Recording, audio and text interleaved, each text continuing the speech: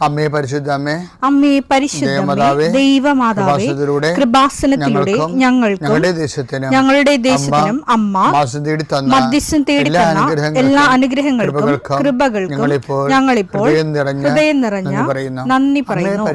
അമ്മേ പരിശുദ്ധമ്മേ, ദൈവമാതാവേ, 2004 ഡിസംബർ 7 ഉച്ചകഴിഞ്ഞ് 2:30 കൃപാസനത്തിൽ സംഭവിച്ച അമ്മയുടെ പ്രത്യക്ഷപ്പെടലിനെ കുറിച്ച് തിരുസഭയ്ക്ക് സമർപ്പിച്ചിരിക്കുന്ന പഠനരേഖകളുടെ മേൽ സഭാത്മകമായ പഠനം ആരംഭിക്കുവാൻ ഞങ്ങൾ പ്രാർത്ഥിക്കുന്നു. അമ്മേ പരിശുദ്ധമേ, ഭൂസ്വർലോകങ്ങളുടെ രാജ്ഞിയായ അങ്ങേയ്ക്ക് ഭൗമസംരക്ഷണത്തിനായി പ്രപഞ്ചപ്രകൃതിയെ തന്നെ തിരുസഭ പ്രതിഷ്ഠിക്കുവാൻ ഈ പ്രത്യക്ഷീകരണം വഴി ഇടയാക്കണമേ. പരിശുദ്ധമേ, ജപമാല മാതാവേ, സകല കൃപാസനം പ്രാർത്ഥനയോടും ചേർത്ത് ഞങ്ങളിപ്പോൾ പ്രാർത്ഥിക്കുന്ന ഈ കുടുംബത്തിന്റെ പ്രത്യേക നിയോഗം പറ മക്കളെ.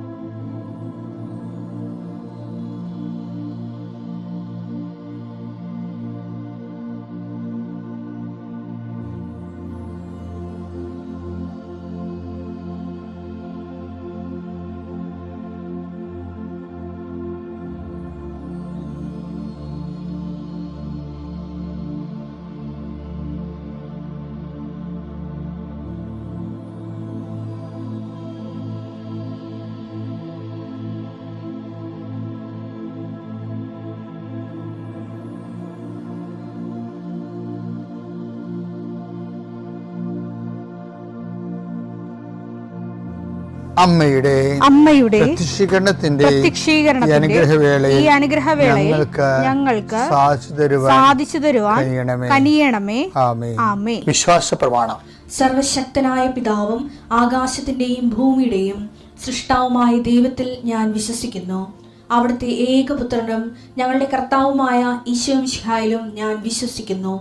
ഈ പുത്രൻ പരിശുദ്ധാത്മാവിനാൽ ഗർഭസ്ഥനായി കന്യകാമറിയത്തിൽ നിന്ന് പിറന്ന് പൊന്തിയോസ് പീലാത്തോസിന്റെ കാലത്ത് പീഡകൾ സഹിച്ച് കുരിശിൽ തറയ്ക്കപ്പെട്ട് മരിച്ച് അടക്കപ്പെട്ട് പാതാളങ്ങളിൽ ഇറങ്ങി മരിച്ചവരുടെ ഇടയിൽ നിന്ന് 3-ാം നാൾ ഉയർത്ത് സ്വർഗത്തിലേക്ക് എഴുന്നള്ളി സർവശക്തിയുള്ള പിതാവായ ദൈവത്തിന്റെ വലതുഭാഗത്തിരിക്കുന്നു.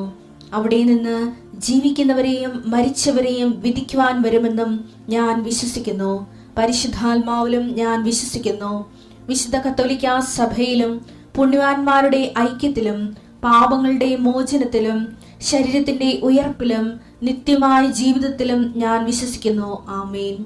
സുഖസ്ഥനായ ഞങ്ങളുടെ പിതാവേ, അങ്ങയുടെ നാമം പൂജിതമാകണമേ. അങ്ങയുടെ രാജ്യം വരണമേ.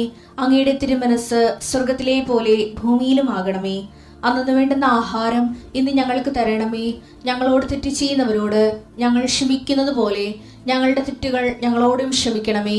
ഞങ്ങളെ പ്രലോഭനത്തിൽ ഉൾപ്പെടുത്തരുതേ, തിന്മയിൽ ഞങ്ങൾ രക്ഷിക്കണമേ. ആമേൻ. നന്മ നിറഞ്ഞ മറിയമേ, സ്വസ്തി. കർത്താവ് അങ്ങയുടെ കൂടെ സ്ത്രീകളിൽ അങ്ങ് അനുഗ്രഹിക്കപ്പെട്ടവളാകുന്നു. അങ്ങയുടെ ഉദരത്തിൻ ഫലമായി ഈശോ അനുഗ്രഹിക്കപ്പെട്ടവനാകുന്നു. പരിശുദ്ധ മറിയമേ, തമ്പുരാന്റെ അമ്മേ, പാപികളായ ഞങ്ങൾക്ക് വേണ്ടി ഇപ്പോഴും ഞങ്ങളുടെ മരണസമയത്തും തമ്പുരാനോട് അപേക്ഷിക്കണമേ. ആമേൻ. കർത്താവേ, നിന്റെ ഉന്നതമായ നാമത്തിന് സ്വസ്ഥം ചെയ്യുന്നു. 40 വർഷം ഞാൻ അർപ്പിച്ച കൃപാനയുടെ യോഗ്യതയാൽ കൃപാസ്ഥാനത്താറ് ജീവനോടെ പ്രത്യക്ഷപ്പെട്ട പരിശുദ്ധ അമ്മയുടെ മാധ്യസ്ഥതയിലെ ഞാൻ അങ്ങയുടെ മക്കൾക്ക് വേണ്ടി പ്രാർത്ഥിക്കുന്ന കർത്താവേ, ഈ പ്രാർത്ഥനയിൽ ഇന്ന് ആശ്രയിച്ച് ജീവിക്കുന്ന എല്ലാ മക്കളെയും നീ ആശീർവദിക്കണമെന്ന് പ്രാർത്ഥിക്കുന്നു. കർത്താവേ, നിന്റെ ഉന്നതമായ നാമത്തിന് സ്വസ്ഥം ചെയ്യുന്നു.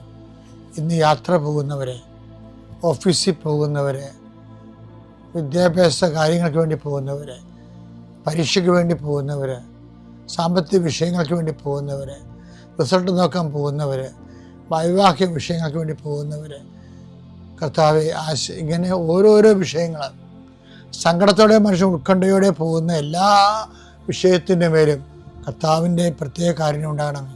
കർത്താവെ, പകുതിയല്ലേ ഉള്ളൂ, മൊത്തമില്ലല്ലോ, അല്പമല്ലേ ഉള്ളൂ, ഇതുകൊണ്ട് എന്താകാനാണ് എന്ന് അപ്പോസ്തലന്മാരെ പോലെ ഇതുകൊണ്ട് എന്താകാനാണെന്ന് അപ്പോസ്തലന്മാർ പണ്ട് ഒരു ബാലൻ്റെ കൈവശമുള്ള അപ്പത്തെക്കുറിച്ച് പരിവേദനം ചെയ്തു. ഇതുകൊണ്ട് എന്താകാനാണ്. അതുപോലെ ചിന്തിക്കുന്ന അനേകം മക്കളുടെ കർത്താവേ, അവിടെ പൊന്നാകാം, അവിടെ പണമാകാം, അവരുടെ സ്വാധീനമാകാം, അവരുടെ ആവശ്യമായ പോയിന്റുകളാകാം. ഇതുകൊണ്ട് എന്താകാനാണ് എന്നൊരു മനസ്സിൽ പറയുന്നുണ്ടാകാം. അങ്ങനെ പറയുന്ന എല്ലാവരെയും അതിൻ്റെ കൂടെ കർത്താവിൻ്റെ ചൈതന്യം കൂടി കൂട്ടിക്കൊണ്ട് അതിനെ അതിജീവിക്കാനുള്ള കൃപ അവർക്ക് നൽകണം പ്രാർത്ഥിക്കുന്നു. Lord, infuse your spirit, infuse your spirit of power and grace. Thank you, Jesus. പ്രഭാഷകൻ 23:19 മനുഷ്യനെ മാത്രമേ അവൻ ഭയപ്പെടുന്നുള്ളൂ. കർത്താവിന്റെ കണ്ണുകൾ സൂര്യനേക്കാൾ 10,000 മടങ്ങ് പ്രകാശമുള്ളതാണെന്ന് അവൻ അറിയുന്നില്ല. അവിടുന്ന് മനുഷ്യന്റെ എല്ലാ മാർഗങ്ങളും നിരീക്ഷിക്കുകയും നിഗൂഢ സ്ഥലങ്ങൾ കണ്ടുപിടിക്കുകയും ചെയ്യുന്നു. അതായത് ഇതിൻ്റെ ഒരു രസം ഈ വചനങ്ങൾ കേട്ടില്ലേ? അതായത് ഈ ഷീബ റാഫിൽ എന്ന് പറഞ്ഞൊരു മോളെ കഴിഞ്ഞ ദിവസങ്ങളിലൊരു സാക്ഷ്യം പറഞ്ഞപ്പോൾ അവളുടെ കർത്താവിൻ്റെ മുമ്പിൽ അവളുടെ അങ്കലാപ്പ് എന്ന് പറയുന്നത് അവളുടെ ഒരു സുവോളജിസ്റ്റാണ്. അപ്പോൾ അവളുടെ മൈക്രോസ്കോപ്പിലൂടെ ഇരട്ട വാലിനെ ഡിസെക്റ്റ് ചെയ്ത് പഠിക്കണതാണ് എൻ്റെ സ്ട്രക്ചർ. അപ്പോൾ ആ ഇരട്ട വാലിനെ ഡിസെക്റ്റ് ചെയ്യാൻ വേണ്ടി ആ സ്ട്രക്ചർ ഈ മൈക്രോസ്കോപ്പിലൂടെ പഠിക്കാൻ പറ്റണില്ല. അത്രയ്ക്കും സൂക്ഷ്മമായിട്ടുള്ള സ്ട്രക്ചറാണ്. മൈക്രോസ്കോപ്പിന് ഒരു പരിധിയുണ്ട്, അത് ഡെവലപ്പ്. അപ്പോൾ അതിനേക്കാൾ പവർഫുള്ളായിട്ടുള്ള സംഭവങ്ങൾ വേണം. അപ്പോൾ അവർക്കത് പറ്റാത്തത് കൊണ്ട് കർത്താവേ എനിക്കിത് കാണാൻ പാടില്ലെന്ന് പറഞ്ഞു. അതുകൊണ്ട് എനിക്ക് ഡിസെക്റ്റ് ചെയ്യാൻ പറ്റണില്ലെന്ന് പറഞ്ഞു. അപ്പോൾ എന്നാ വെച്ച് കഴിഞ്ഞാൽ അവൾ പ്രാർത്ഥിച്ച് കർത്താവ് ഓൺ ചെയ്തപ്പോൾ ഞാൻ എന്ത് ചെയ്യണമെന്ന് നോക്കാൻ വേണ്ടി വചനം തുറന്നപ്പോൾ കർത്താവ് കാണിച്ചു കൊടുത്ത വചനമാണിത്. എന്താണ്? എൻ്റെ കണ്ണുകൾ നിനക്ക് തരാമെന്ന്. അത് നമ്മുടെ കാഴ്ച അപ്ഗ്രേഡ് ചെയ്യാൻ പോവുകയാണ്. എന്താണ്? കർത്താവിൻ്റെ കണ്ണുകൾ 1000 സൂര്യനേക്കാൾ ശോഭയുള്ളതാണ്, പ്രകാശമുള്ളതാണെന്ന്. അപ്പോൾ എന്നിട്ട് എന്നാ സംഭവിച്ചത്? അത് ചുമ്മാ ഒരു പറച്ചിലല്ല, ഒരു ഭംഗിവാക്കുമല്ല. കുറച്ച് കഴിഞ്ഞപ്പോൾ അവളുടെ കണ്ണിനകത്ത് തെളിച്ചം ലഭിച്ചു. അതേ സെയിം മൈക്രോസ്കോപ്പ് വെച്ച് തന്നെ സെയിം ഇൻസെക്റ്റിനെ ഭംഗിയായിട്ട് ഡിസെക്റ്റ് ചെയ്യാൻ കഴിഞ്ഞു. ഇത് കേട്ടപ്പോൾ എനിക്ക് ഭയങ്കര ഇൻട്രസ്റ്റ് തോന്നി. കാര്യം അതായത് നമ്മുടെ ഓരോ കഴിവുകേടുണ്ടല്ലോ, ഈ കഴിവുകേട് അത് കർത്താവിൻ്റെ അടുത്ത് ഇത് വെച്ച് നമ്മുടെ നിസ്സഹായാവസ്ഥ പറഞ്ഞു കഴിഞ്ഞാൽ എവിടെയാണ് ഈ കഴിവുകേട്, അത് ദൈവം റെക്ടിഫൈ ചെയ്തിട്ട് വചനത്തിലൂടെ റെക്ടിഫൈ ചെയ്തിട്ടുണ്ട് എന്ന് നമ്മളോട് പറയും. ഭയങ്കര രസമായ കർത്താവിൻ്റെ കാര്യം. ഇതൊക്കെ കേട്ടപ്പോൾ എന്താണെന്നറിയോ, എനിക്കിങ്ങനെ കുറേ അനുഭവങ്ങൾ നേരത്തെ ഉണ്ടായിട്ടുണ്ട്. എന്തോ ആവലാദികളും ഏത് അവസ്ഥയിലും കർത്താവ് നിനക്ക് വേണ്ടി ചെയ്യും. അതുകൊണ്ടാണ് ഞാൻ എപ്പോഴും നിങ്ങളോട് പറയണത്, നിങ്ങൾ കർത്താവുമായിട്ടുള്ള ബന്ധം ക്രമീകരിക്കാൻ. നിങ്ങളിപ്പോൾ ഓരോ പ്രശ്നങ്ങൾ ഉണ്ടാകുമ്പോഴല്ലേ കർത്താവുമായിട്ടുള്ള ബന്ധങ്ങളെ ഒരു പ്രാധാന്യമായിട്ട് വരണത്. പ്രശ്നങ്ങളൊന്നും ഇല്ലെങ്കിൽ ആധ്യാത്മിക ജീവിതം അത്ര കണ്ട് വലിയ പ്രാധാന്യം നമുക്ക് തോന്നത്തില്ല. അതാണ് എൻ്റെ കുഴപ്പം. അതായത് ഒരു പ്രശ്നങ്ങളും ഇല്ലെങ്കിലും ദൈവത്തോടുള്ള ബന്ധം പട്ടണക്കാരെ പോലെയുള്ള പരിപാടിയാണ്. യുദ്ധങ്ങളൊന്നും ഇല്ലെങ്കിലും ഏത് സമയത്തും പീരങ്കിയും അതുപോലെ തന്നെ മോട്ടോർ തോക്കുകളും എല്ലാം മിസൈലുകളെല്ലാം ലോഞ്ച് ചെയ്യാൻ പറ്റിയ ഒറ്റ ബട്ടണിൽ ലോഞ്ച് ചെയ്യാൻ പറ്റുന്ന പാകത്തിൽ ഫെഡായിരിക്കണം. അങ്ങനെ ഒരു റിലേഷനാണ്. ഇപ്പോൾ ഒരു ഇഷ്യൂ ഉണ്ടായപ്പോൾ പണ്ട് ഈ ഞങ്ങളുടെ വീടിൻ്റെ അടുത്ത് വേറെ ഒരു വളരെ പ്രായം ചെന്നൊരു അമ്മച്ചി താമസിച്ചിരുന്നു. അവർക്ക് വലിയ വിദ്യാഭ്യാസമൊന്നുമില്ല. അന്നത്തെ കാലമല്ലേ, എൻ്റെ കുഞ്ഞുനാളിലുള്ള കാര്യമാണ്. ഇപ്പം ഈ തുലാമാസത്തിലും അതുപോലെ തന്നെ ജൂൺ മാസത്തിലൊക്കെ കർക്കിടക മാസത്തിൽ ആദ്യത്തെ മഴ പെയ്യുമ്പോൾ ഇടിവെട്ട് വരും. അപ്പോൾ ഇടിവെട്ടൊക്കെ ഞങ്ങളുടെ പറമ്പിൽ ഇടിക്കണ ഞാൻ കണ്ടിട്ടുണ്ട്, ഇന്ന് കത്തണത്. പിറ്റേ ദിവസം രാവിലെ എഴുന്നേറ്റ് നോക്കുമ്പോൾ തെങ്ങിൻ്റെ അണ്ടൊക്കെ കരിഞ്ഞു പോയത് കാണും. അപ്പോൾ അങ്ങനെയൊക്കെ ഉള്ള ഒരു ടൈം അപായമാണ്. ഏത് സമയത്തും പെരക്കിട്ട് വന്ന് ഇടിക്കുക. അപ്പം അങ്ങനെ ഉള്ള സമയത്ത് ഇവരൊരു പ്രാർത്ഥനാ പുസ്തകം ഇങ്ങനെ പെരയുടെ അന്ന് മുടലപ്പെരയ അതിൻ്റെ ഉള്ളിൽ വെച്ചിട്ടുണ്ട്. അത് അവർ ഇടക്കൊന്നും പ്രാർത്ഥിക്കത്തില്ല. ഇടിവിട്ട് വരുമ്പോൾ എടുത്തിട്ട് വരമേ ഗണമേ എന്നും പറഞ്ഞൊരു പഴയ പാട്ട് പാടുവരും. വേറെ ഒന്നും പാടത്തില്ല. എന്താണെന്ന് ഇന്നും എനിക്കറിയത്തില്ല. പക്ഷെ എന്നാലും പിന്നെ അടുത്ത കൊല്ലം ഇടിയിട്ട് വരുമ്പോൾ ഞാൻ പറയും, ചേച്ചി ഇപ്പം അമ്മച്ചി ഇപ്പം ആ പാട്ട് പാടുമെന്ന് പറയും. അതാ സംഭവം. ഇപ്പോൾ ഇടിവെട്ട് വരുമ്പോൾ ഉള്ള പാട്ടാണെങ്കിൽ അത് പ്രശ്നാധിഷ്ഠിതമാണ്. അങ്ങനെ നമുക്ക് ദൈവമായിട്ട് റിലേഷൻസ് മെയിൻറ്റെയിൻ ചെയ്യാൻ പറ്റത്തില്ല. എല്ലാ സമയത്തും ഏത് സമയത്ത് യുദ്ധം സംഭവിക്കുന്ന രീതിയിൽ പട്ടാളക്കാർ ഒരുങ്ങിയിരിക്കണ പോലെ ഒരു ജാഗ്രത ജീവിതമാണ് എപ്പോഴും അഭികാമ്യം. കൃപാസന അൾത്താരയിൽ ഈ സാക്ഷ്യം പറയാൻ അവസരം ലഭിച്ചതിന് മാതാവിനും തിരുകുമാരനും കോടാനുകൂടി നന്ദി പറഞ്ഞുകൊണ്ട് ഞാൻ എൻ്റെ സാക്ഷ്യം തുടങ്ങുന്നു. എൻ്റെ പേര് ഐശ്വര്യ. ഞാൻ കരുനാഗപ്പള്ളിയിൽ നിന്നാണ് വരുന്നത്. ഞാൻ ബിടെക് കഴിഞ്ഞത് 2012 അതിനുശേഷം ഞാൻ ഒരുപാട് എക്സാമുകൾ എഴുതിയിട്ടുണ്ട്. പക്ഷേ എനിക്കൊന്നുപോലും വിജയിക്കാനായിട്ടില്ല. പല എക്സാമുകളുടെയും പിന്നീട് വന്ന പ്രിലിംസുകൾ കാര്യങ്ങളൊക്കെ ഞാൻ ക്ലിയർ ആവുന്നുണ്ട്. പക്ഷേ മെയിൻസിനൊന്നും എനിക്ക് വേണ്ട രീതിയിൽ എക്സാമിന് പ്രിപ്പയർ ചെയ്യാനോ അത് ക്ലിയർ ആക്കാനോ എനിക്ക് കഴിഞ്ഞില്ല. അതുകൊണ്ട് ഒരു ജോലിയില്ലാത്ത വിഷമം എന്നെ 2012-13 സമയം തൊട്ടേ എന്നെ നല്ല രീതിയിൽ ബാധിച്ചിരുന്നു. എനിക്ക് 2 മക്കളുണ്ട്. അപ്പോൾ അവരെയും വെച്ചിട്ട് എനിക്ക് പഠിക്കാനും നല്ല പ്രയാസമായിരുന്നു. അതിൻ്റെ കൂടെ ഞാൻ എങ്ങനെയെങ്കിലും പ്രിപ്പയർ ചെയ്യുമ്പം എനിക്ക് എക്സാമുകളൊന്നും വേണ്ട രീതിയിൽ എനിക്ക് ക്രാക്ക് ചെയ്യാൻ പറ്റിയിട്ടില്ലായിരുന്നു. ടെക്നിക്കൽ ഫീൽഡിൽ എക്സാമിന് എനിക്ക് പ്രിപ്പയർ ചെയ്യാൻ തന്നെ എനിക്ക് പേടിയായിരുന്നു. പക്ഷേ എൻ്റെ മനസ്സിൽ നല്ല ആഗ്രഹം ഉണ്ടായിരുന്നു ടെക്നിക്കൽ ഫീൽഡിൽ തന്നെ എനിക്കൊരു ജോലി വേണം എന്നുള്ളത്. ഞാൻ കോളേജിൽ പഠിക്കുന്ന സമയത്ത് തന്നെ ഞാനൊരു കേന്ദ്ര സർക്കാർ സ്ഥാപനത്തിൽ ഒരു ഇൻഡസ്ട്രിയൽ വിസിറ്റ് ആയിട്ട് ഞാൻ പോയിട്ടുണ്ടായിരുന്നു. അപ്പോൾ എനിക്ക് അവിടെ ജോലി ലഭിക്കുന്നത് എനിക്കൊരു ആഗ്രഹമായിട്ട് അന്ന് മുതലേ എൻ്റെ മനസ്സിലുണ്ടായിരുന്നു, ഞാൻ കോളേജിൽ പഠിക്കുന്ന സമയം തൊട്ടേ. പക്ഷേ ഒരുപാട് മാർക്ക് വേണം അവിടെ ഒരു ജോലിയൊക്കെ ലഭിക്കുന്നതിന്. അതുകൊണ്ട് എന്നെക്കൊണ്ട് ഒരിക്കലും സാധിക്കത്തില്ലെന്ന് അന്നേ എനിക്ക് അറിയായിരുന്നു. എങ്കിലും എൻ്റെ ഉള്ളിൽ എവിടേക്കോ ഉണ്ടായിരുന്നു. പലപ്പോഴും പല എക്സാമുകൾ പ്രിപ്പയർ ചെയ്യുമ്പോഴും എൻ്റെ മനസ്സിലുണ്ടായിരുന്നു അവിടെ കിട്ടിയാൽ കൊള്ളാം എന്നൊരു ആഗ്രഹം ഉണ്ടായിരുന്നു. എങ്കിലും ഞാൻ സർക്കാർ ജോലിക്കാണ് കൂടുതലും പഠിച്ചിരുന്നത്. അങ്ങനെ പല എക്സാമുകളും കിട്ടാതായപ്പോഴത്തേക്കും ഞാൻ സത്യം പറഞ്ഞാൽ മെൻ്റലി ഞാൻ ഒരുപാട് ഡിപ്രഷനിലോട്ടായിരുന്നു പോയിക്കൊണ്ടിരുന്നത്. മക്കളെയും കൊണ്ട് ഇനി എനിക്കൊരു ജോലി ലഭിക്കത്തില്ല എന്ന് ഞാൻ വിചാരിച്ചിരുന്നു.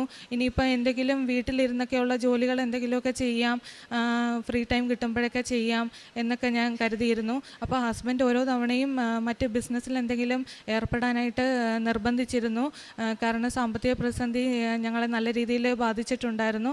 പക്ഷേ പുറത്ത് ആരെയും അറിയിക്കാൻ പറ്റാതെ ഞങ്ങൾ തന്നെ അത് കുഴപ്പമില്ല, ഇനി നെക്സ്റ്റ് ടൈം നോക്കാമെന്ന് പറഞ്ഞിട്ട് അങ്ങനെ ഈ ഒരു തവണയും കൂടെ ഞാൻ എക്സാം എഴുതട്ടെ എന്നുള്ള രീതിയിൽ അങ്ങനെ പോയിക്കൊണ്ടിരിക്കുമായിരുന്നു. അങ്ങനെ ഇരിക്കുമ്പോഴാണ് ഞാൻ ഒരിക്കൽ 2022 മൊബൈലിൽ ഇങ്ങനെ ഞാൻ എന്തോ വീഡിയോകളൊക്കെ കണ്ടുകൊണ്ടിരിക്കുന്ന സമയത്ത് ഇവിടെ കൃപാസനത്തിൻ്റെ ഈ വീഡിയോയും സാക്ഷ്യവും ഞാൻ കാണാനിടയായത്. അങ്ങനെ ഞാൻ കൂടുതൽ ഇതിനെപ്പറ്റി സെർച്ച് ചെയ്യാൻ തുടങ്ങി. അങ്ങനെ പ്രാർത്ഥനയും മറ്റു കാര്യങ്ങളും ഉണ്ടെന്നും അതുപോലെ ഇവിടെ പ്രാർത്ഥിച്ചു കഴിഞ്ഞാൽ അതിൻ്റേതായ ഒരു വ്യത്യാസം നമുക്കുണ്ടാവും, എന്തൊക്കെയോ ആഗ്രഹങ്ങളൊക്കെ പലർക്കും സാധിച്ചു എന്നുള്ളതൊക്കെ എനിക്ക് യൂട്യൂബ് വീഡിയോയിൽ നിന്ന് എനിക്ക് മനസ്സിലായത്. അങ്ങനെ ഞാനിത് ഓൺലൈനായിട്ട് ഉടമ്പടി എടുക്കുന്നത് എങ്ങനെയാണെന്നൊക്കെ സെർച്ച് ചെയ്തിട്ട് ഞാൻ അങ്ങനെ ഓൺലൈൻ ഉടമ്പടി എടുത്തിരുന്നു.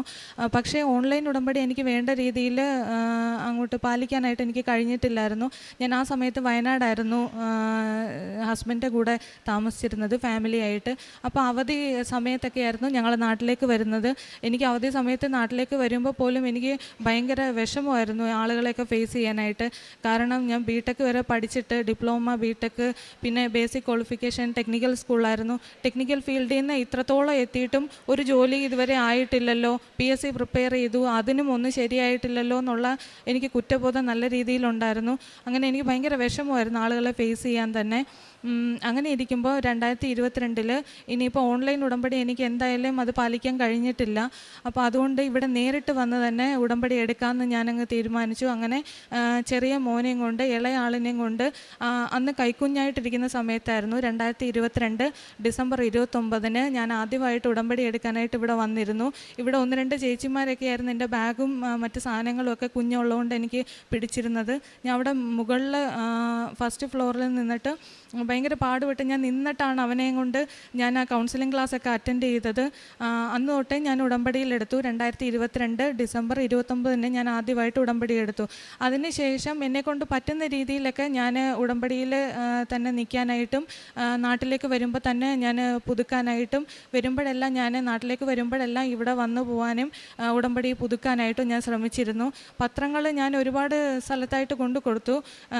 പല സ്ഥലത്തു നിന്നും നമുക്ക് നല്ല രീതിയിലുള്ള ഒരു റെസ്പോൺസ് ഒന്നും കിട്ടിയിരുന്നില്ലെങ്കിൽ പോലും ഞാൻ എന്തായാലും ഇതിൽ തന്നെ തുടരാനായിട്ട് ഞാൻ തീരുമാനിച്ചിരുന്നു.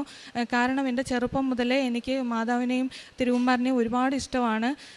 അപ്പം മാതാവിൻ്റെ ആ ഒരു വാത്സല്യമൊക്കെ എനിക്ക് ചെറിയ രീതിയിൽ എനിക്ക് അനുഭവപ്പെട്ടിട്ടുണ്ട്. എനിക്ക് ആ ഒരു കാര്യങ്ങളെല്ലാം പ്രാർത്ഥനകളും മറ്റ് ജപമാല പ്രാർത്ഥനകളും അതുപോലെ തന്നെ ഒരുപാട് ഗാനങ്ങളും ഒക്കെ എനിക്ക് ഒരുപാട് ഇഷ്ടമാണ്. അതൊക്കെ എനിക്ക് കുറേയൊക്കെ അറിയായിരുന്നു.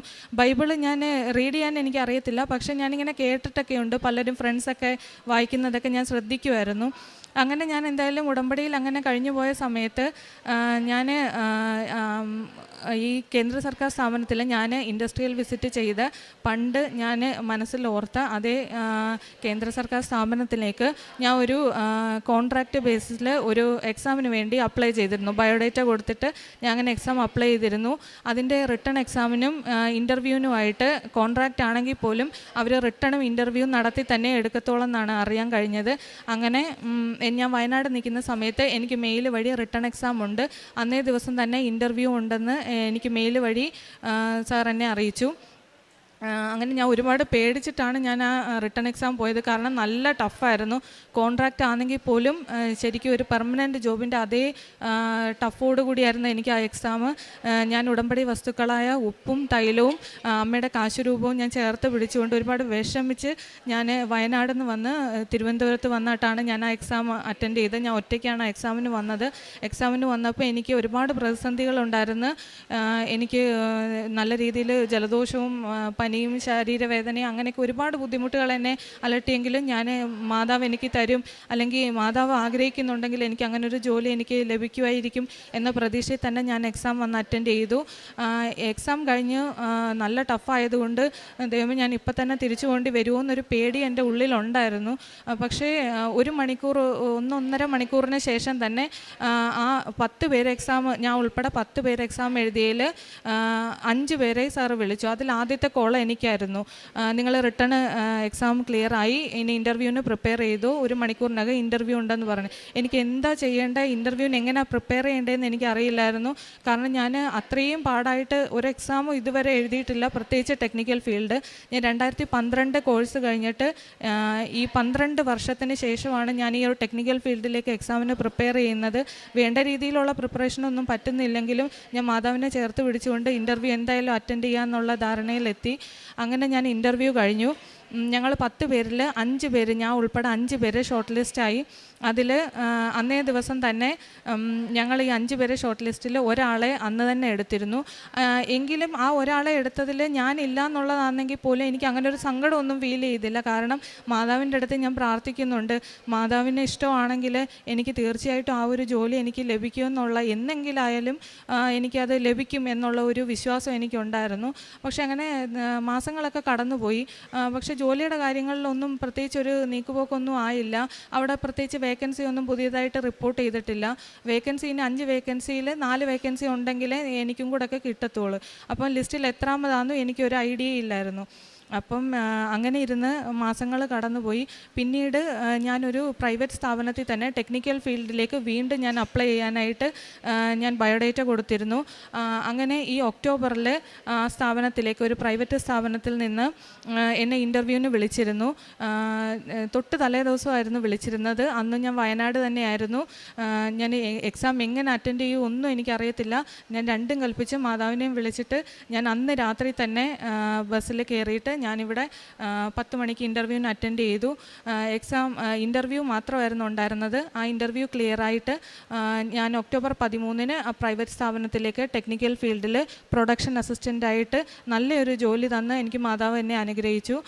പക്ഷേ എനിക്ക് ആ ജോലി ലഭിച്ചെങ്കിലും എനിക്ക് ആ ജോലിക്ക് വരാനായിട്ട് ഒരുപാട് തടസ്സങ്ങളും ഒരുപാട് പ്രതിസന്ധികളും മാനസികമായിട്ട് എന്നെ ഒരുപാട് ബുദ്ധിമുട്ടിയിരുന്നു. എങ്കിലും ഞാൻ അത്രത്തോളം മാതാവിനെ വിളിച്ചിട്ട് എനിക്ക് മാതാവ് തന്ന ജോലി ആയതുകൊണ്ട് ഞാൻ സന്തോഷത്തോടുകൂടി ആ ടെക്നിക്കൽ ഫീൽഡിൽ ആ ജോലി ചെയ്യാനായിട്ട് ഞാൻ സന്തോഷത്തോടെ പോയി വന്നു.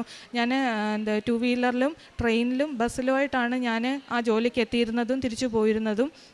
അങ്ങനെ ഇരിക്കെ ഒരു 2 മാസം കഴിഞ്ഞപ്പോഴത്തേക്കും ഞാൻ ആദ്യം അപ്ലൈ ചെയ്ത കേന്ദ്ര സർക്കാർ സ്ഥാപനത്തിൽ നിന്ന് ആ കോൺട്രാക്റ്റ് ബേസിസിലുള്ള എക്സാമിന് ഞാൻ നേരത്തെ അപ്ലൈ ചെയ്ത അതേ റിട്ടേൺ എക്സാം ഇൻ്റർവ്യൂവും കഴിഞ്ഞതിൽ 2ാമത്തെ വേക്കൻസി വന്ന് എന്നെയാണ് വിളിച്ചത്. അപ്പം ആ ജോലിയിലേക്ക് ഞാൻ നാളെയാണ് ജോയിൻ ചെയ്യാനായിട്ട് പോകുന്നത്.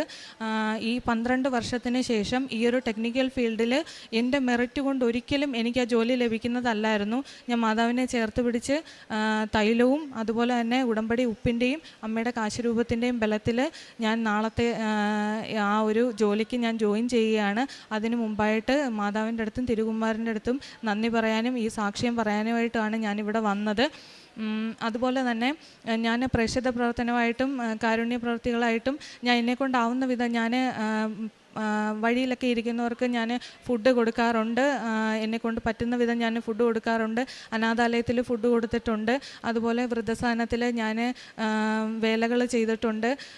ഒരുപാടൊന്നും ചെയ്യാൻ പറ്റിയിട്ടില്ല, എങ്കിലും അത്യാവശ്യം ഇതൊക്കെ എനിക്ക് ചെയ്യാൻ പറ്റിയിട്ടുണ്ട്. അതുപോലെ തന്നെ ആത്മീയമായിട്ട് എനിക്ക് ഒരുപാട് വളരാൻ സാധിച്ചു. അത് എനിക്ക് മാനസികമായിട്ട് ഒരുപാട് സന്തോഷം തരുന്നതായിരുന്നു.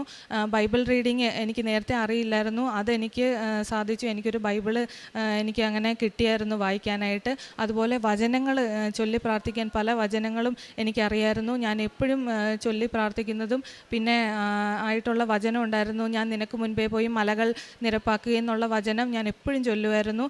പിന്നെ അതുപോലെ തന്നെ മാതാവിൻ്റെ നമ്മുടെ ഡെയിലി ബ്രെഡ് പ്രെയർ ഞാൻ മുടക്കാതെ തന്നെ ചൊല്ലുമായിരുന്നു. മോൾ ആ സമയത്ത് ഉറങ്ങിക്കിടക്കുമായിരിക്കും, എൻ്റെ മക്കൾ ഉറങ്ങിക്കിടക്കുമായിരിക്കും, എങ്കിലും ഞാൻ ആ തൈലം തൊട്ട് അവർക്കും കുരിശ് വരച്ച് ഞാനും പ്രാർത്ഥിക്കാറുണ്ട്.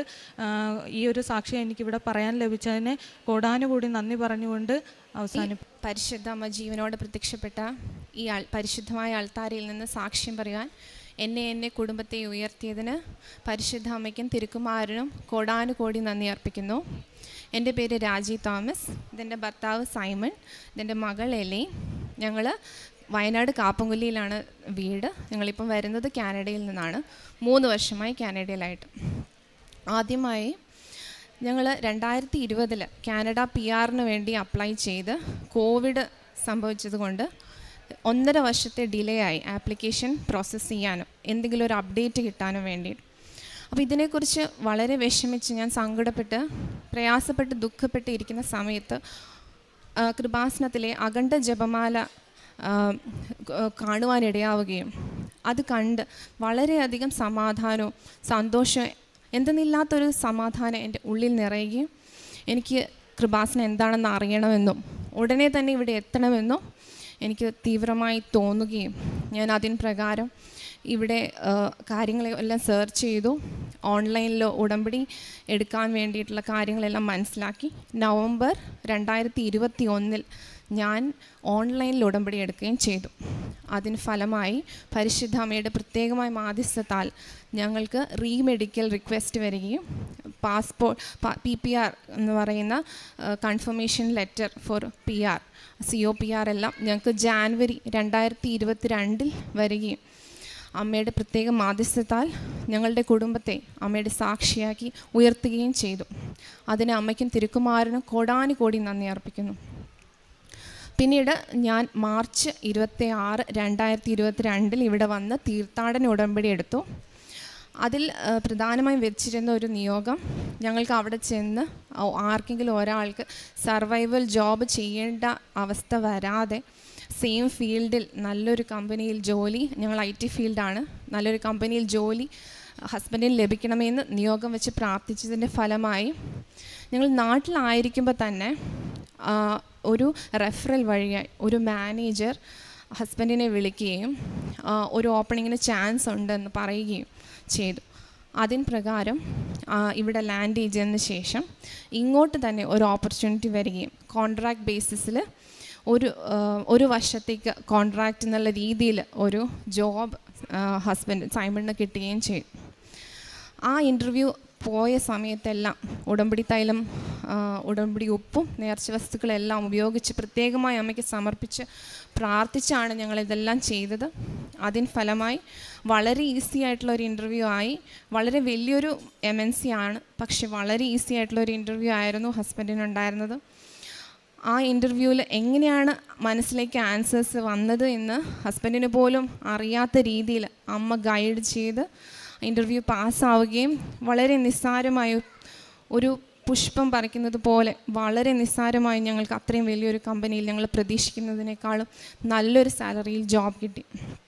അതിനുശേഷം 4 മാസങ്ങൾക്ക് ശേഷം വലിയൊരു IT റിസഷൻ കാനഡയിൽ വന്നു. അതിനുശേഷം കോൺട്രാക്റ്റ് എൻഡ് ചെയ്യാൻ ചാൻസ് ഉണ്ടെന്ന് മാനേജറും HR പറഞ്ഞു.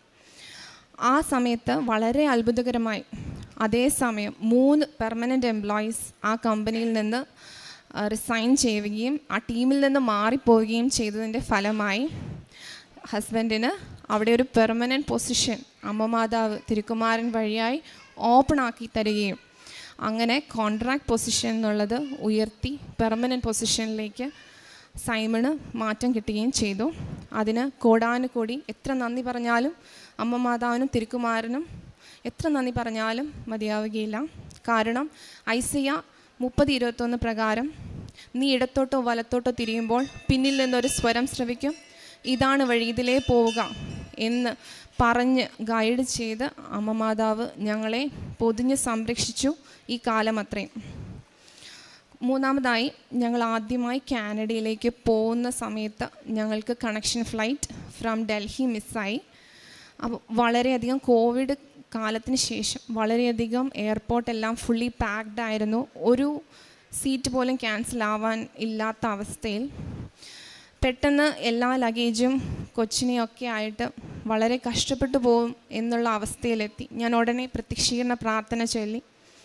അപ്പോൾ പെട്ടെന്ന് ആ കൗണ്ടറിലിരുന്ന ഒരു ക്രൂ മാറി വേറൊരു വളരെ സൗന്ദര്യമുള്ളൊരു സന്തോഷത്തോടെ പുഞ്ചിരിയോടെ ഒരു ലേഡി ആ കൗണ്ടറിലേക്ക് വരികയും എന്താണ് നിങ്ങളുടെ പ്രശ്നം എന്ന് ഞങ്ങളോട് മാത്രമായി ചോദിക്കുകയും ഉടനെ തന്നെ സിസ്റ്റത്തിൽ നോക്കി 2 hours ശേഷം മോൺട്രിയാലിലേക്ക് ഒരു ഫ്ലൈറ്റ് ഉണ്ട്, ആ ഫ്ലൈറ്റിൽ അഡ്ജസ്റ്റൻ്റായിട്ട് അടുപ്പിച്ച് 3 seats ഉണ്ട് എന്ന് പറയുകയും ചെയ്തു.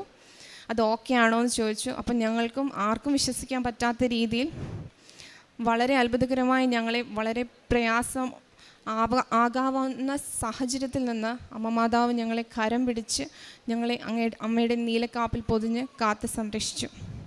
കൂടാതെ ഞങ്ങൾ അവിടെ ചെന്ന് കഴിഞ്ഞ് ഞങ്ങൾക്ക് ഇമിഗ്രൻസ് ഫസ്റ്റ് ടൈം ചെല്ലുമ്പോൾ അറിയാം റെൻ്റൽസ് കിട്ടാൻ ഭയങ്കര പാടാണ്, താമസ സൗകര്യം കിട്ടാൻ. പക്ഷെ ഞങ്ങൾക്ക് നല്ലൊരു ഏരിയയിൽ തന്നെ ജോബ് ഉള്ള കമ്പനീൻ്റെ സ്ഥലത്തിൻ്റെ അടുത്ത് തന്നെ നല്ലൊരു സ്കൂൾ, നല്ല റേറ്റിംഗുള്ള സ്കൂളിൽ കുഞ്ഞിന് അഡ്മിഷൻ കിട്ടണമെന്ന് ഞാൻ നിയോഗത്തിൽ വെച്ച് പ്രാർത്ഥിച്ചതിൻ്റെ ഫലമായി ആ സ്കൂൾ സോണിൽ തന്നെ ഒരു ഭവനം ലഭിക്കുകയും നല്ല കാത്തലിക് സ്കൂളിൽ തന്നെ എലേനെ വിടാനുള്ള സാഹചര്യം ഞങ്ങൾക്ക് അമ്മ മാതാവ് തിരുക്കുമാരൻ വഴിയായി അത്ഭുതകരമായി ചെയ്തു തരികയും ചെയ്തു. കൂടാതെ എനിക്ക് 1 വർഷത്തേക്കുള്ള ഒരു കോൺട്രാക്റ്റ് ജോബ് കാനഡയിൽ ലഭിക്കുകയും എനിക്ക് കനേഡിയൻ എക്സ്പീരിയൻസ് കിട്ടാനുള്ള ഭയങ്കര പാടാണ്. പക്ഷേ എനിക്ക് അമ്മ മാതാവിൻ്റെ കാരുണ്യാൽ എനിക്ക് കനേഡിയൻ എക്സ്പീരിയൻസ് ലഭിക്കാനുള്ള കൃപ അമ്മ തന്നു. കൂടാതെ ഈ സാക്ഷ്യങ്ങളിൽ പറയാത്ത വളരെയധികം അനുഗ്രഹങ്ങളും കൃപകളും രോഗസൗഖ്യങ്ങളും എൻ്റെ മാതാപിതാക്കൾക്കും എൻ്റെ കുടുംബാംഗങ്ങൾക്കും അനുദിന ജീവിതത്തിൽ അമ്മ ഞങ്ങളെ വഴി നടത്തി കൂടെ കൊണ്ട് നടക്കുന്നത് പോലെ എല്ലാ കാര്യങ്ങളും സ്മൂത്തായി ഞങ്ങളുടെ നടന്ന് മുന്നോട്ട് പോകുന്നതായി ഞങ്ങൾ ശരിക്കും അനുഭവിച്ചറിയുകയും ചെയ്തു. ഈ 3 വർഷത്തെ കാനഡയിലെ ജീവിതത്തിൽ ഒരു വളരെ പ്രയാസത്തിലൂടെ കടന്നു പോകാവുന്ന പല സിറ്റുവേഷൻസിൽ നിന്നും, ചെറുതും വലുതുമായ അനേകം കാര്യങ്ങളിൽ നിന്നും അമ്മ ഞങ്ങളെ വളരെയധികം അമ്മയെ ചേർത്ത് പിടിച്ച് ഞങ്ങളെ ശരിക്കും പെയിനോ അല്ലെങ്കിൽ ഡിഫിക്കൽട്ടീസോ അധികം ഫീൽ ആവാത്ത രീതിയിൽ അമ്മയുടെ സാന്ത്വനവും അമ്മയുടെ സ്നേഹവും സാമീപ്യവും ഞങ്ങൾക്ക് നിരന്തരം അനുഭവിക്കാനുള്ള കൃപ ഉടമ്പടി വഴിയായി അമ്മ മാതാവ് ഞങ്ങൾക്ക് തന്നു. ഞങ്ങൾക്ക് എന്ത് രോഗം അവിടെ വന്നാലും ഉടനെ തന്നെ ഉടമ്പടി തൈലവും ഉടമ്പടി ഉപ്പും ഉപയോഗിച്ച് പ്രാർത്ഥിക്കുമ്പോഴത്തേക്കും അസുഖം ഹോസ്പിറ്റലിലോ എമർജൻസിയിലോ ഒന്നും പോകേണ്ട ഒരു സാഹചര്യം അമ്മ ഉണ്ടാക്കാതെ എല്ലാ കാര്യങ്ങളിലും അമ്മ ഞങ്ങളെ വഴി നടത്തി. കൂടാതെ പ്രേക്ഷിത പ്രവർത്തനമായിട്ട് ഞാൻ ചെയ്തത്, ഞാൻ 2022 ഉടമ്പടി എടുത്ത ഉടനെ ബാംഗ്ലൂരിൽ പോയി അവിടെ മലയാളം പത്രം കൊണ്ടുപോയി മലയാളം പള്ളികളിൽ കൊടുത്തു. കൂടാതെ കാനഡയിൽ ചെന്ന് ഞാൻ ഇവിടുന്ന് കൊറിയർ അയപ്പിച്ചു. എൻ്റെ മാതാപിതാക്കളും എൻ്റെ ബന്ധുക്കളും വഴിയായി English and French news letters ഞാൻ കൊറിയർ അയച്ചു. അത് അവിടെയുള്ള ഫ്രഞ്ച് ആൾക്കാർക്കും എനിക്ക് ഫ്രഞ്ച് അറിയില്ല, പക്ഷെ ഞാൻ ട്രാൻസ്ലേഷൻ യൂസ് ചെയ്ത് അവർക്ക് പറഞ്ഞ് മനസ്സിലാക്കി. അവരെല്ലാവരും വളരെ സന്തോഷത്തോടെ സ്വീകരിക്കുകയും ചെയ്തു. കൂടാതെ കാരുണ്യ പ്രവൃത്തിയായിട്ട് ഞാൻ ലീജിയൻ ഓഫ് മേരി എന്ന് പറയുന്ന സംഘടനയിലെ ഭാഗമായി അവിടുത്തെ ഇംഗ്ലീഷ് പാരിഷിൽ അതിന് ഭാഗമായി ഞങ്ങൾ റിട്ടയർമെൻറ്റ് ഹോംസ് എല്ലാം വിസിറ്റ് ചെയ്യും, nursing homes, care homes visit ചെയ്യും. അവരുടെ കൂടെ സമയം സ്പെൻഡ് ചെയ്യുകയും അവരുടെ കൂടെ കൊന്ത ചെല്ലും, അവരുടെ കൂടെ ലിറ്റർജി ഓഫ് വേർഡ് വചനം വായിക്കുകയും റോസറി ചെല്ലുകയും അവരുടെ സംസാരിച്ച് സമയം സ്പെൻഡ് ചെയ്യുകയും ചെയ്യും. എൻ്റെ മകൾ എലീനാണെങ്കിലും എല്ലാവരോടും അമ്മ മാതാവിനെ പറ്റി അവൾക്ക് പറ്റാവുന്ന പോലെയൊക്കെ അവിടെ ചെന്ന് ആൾക്കാരോടൊക്കെ അമ്മയുടെ സാക്ഷ്യം പറയും. അമ്മയുടെ വലിയൊരു പ്രത്യക്ഷീകരണ സ്ഥലം ഇവിടെ ഉണ്ട് എന്ന് അവൾ പറയുകയും അമ്മയുടെ കൃപയിൽ അമ്മ അവളെ കൊണ്ട് നടക്കുകയും ചെയ്യുന്നു.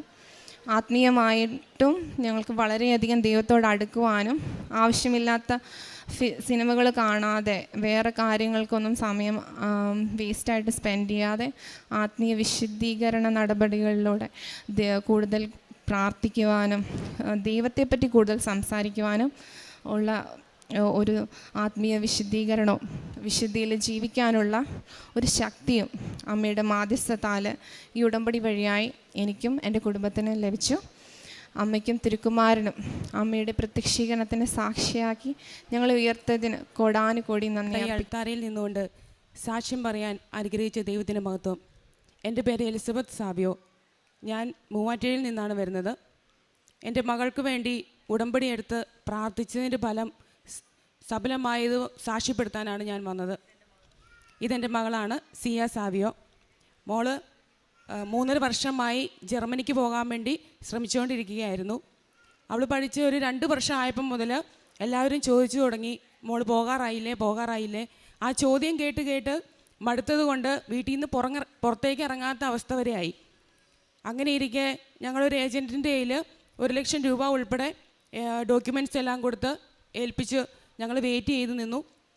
അതിനുശേഷം ഏറെക്കുറെ 1 വർഷത്തിന് ശേഷം അവർ ഒരു ഇൻ്റർവ്യൂ നടത്തി, ചെറിയൊരു ഇൻ്റർവ്യൂ നടത്തി. അതിലവൾ പാസ്സായി. അപ്പോൾ ഞങ്ങൾക്ക് പ്രതീക്ഷ കൂടുതലായി.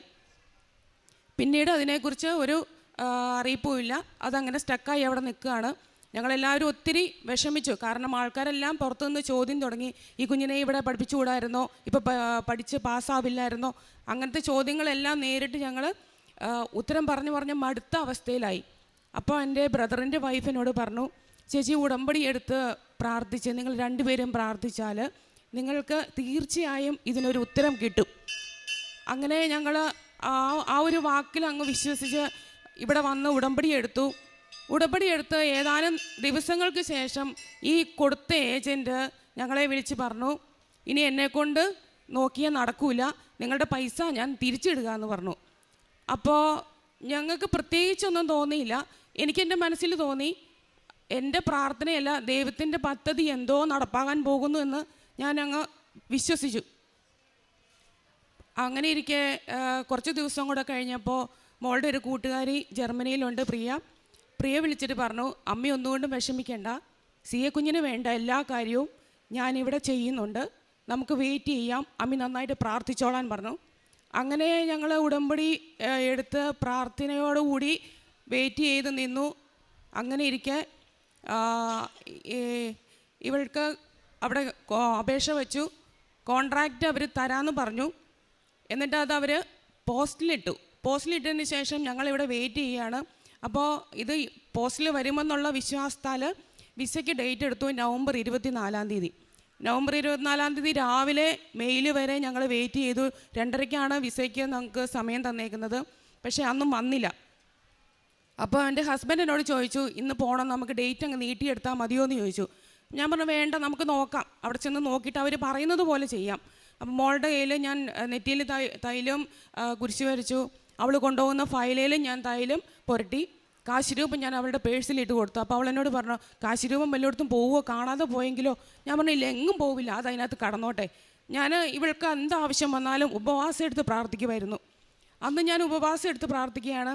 അവിടെ ചെന്ന് കഴിഞ്ഞപ്പോൾ കോൺട്രാക്റ്റ് ഇല്ലാതെ വിസയ്ക്ക് പോയ എൻ്റെ മോൾ അവിടെ ചെന്ന് കഴിഞ്ഞപ്പോൾ അവരോട് പറഞ്ഞു ഒരു പേപ്പർ കുറവുണ്ട്.